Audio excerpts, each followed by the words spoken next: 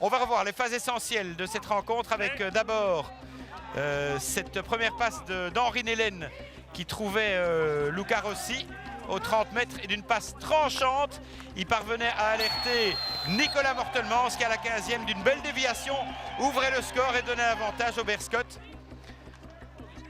On revoit cette passe précise et Bigarré qui était surpris par la déviation de Mortelmans.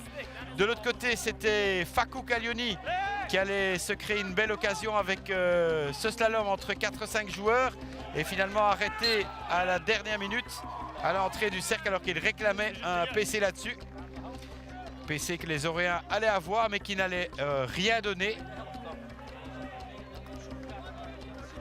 Ensuite, ce sera dans le 4e quart cette possibilité annulée par David Van Rieselbergh sur cet essai de Caglioni encore. Et de l'autre côté, le PC qui allait être envoyé par Van Rieselbergh et puis Ibarra bien stoppé par Arnaud Flamand. Toute grosse occasion là à bout portant pour Ibarra. Ce sera encore une fois Rossi qui allait tenter de créer l'occasion, mais là il allait être annulé par Nacho Bernière qui servait Caglioni et personne ne parvenait à mettre au fond, notamment de Kaiser qui avait cette occasion juste devant Van Rieselbergh. Ensuite ce sera cette bonne récupération de Sébastien Bourg qui allait traverser quasiment tout le terrain, relayé avec Rossi à nouveau, qui trouvait Ten Payton dont le tir passait en revers juste au-dessus de la cage de Arnaud Flamand. Il ratait le KO là à quelques minutes de la fin.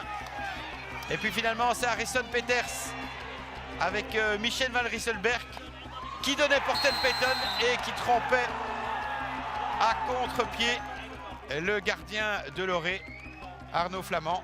Ce beau mouvement entre Van Rieselbergh et Payton le Sud-Africain pour faire le 2-0. Ensuite Gaëtan Pérez allait provoquer un stroke. Il était arrêté par Solano alors qu'il restait 10 secondes dans la rencontre. Et Rossi fixait le score final à 3-0. Victoire du Berscott, importantissime dans la lutte pour le maintien en division d'honneur puisque le Bragata a été défait ainsi que l'Antwerp. Le Berscott fait donc la bonne affaire pour ce deuxième siège basculant qui sera donc probablement évité par les ours.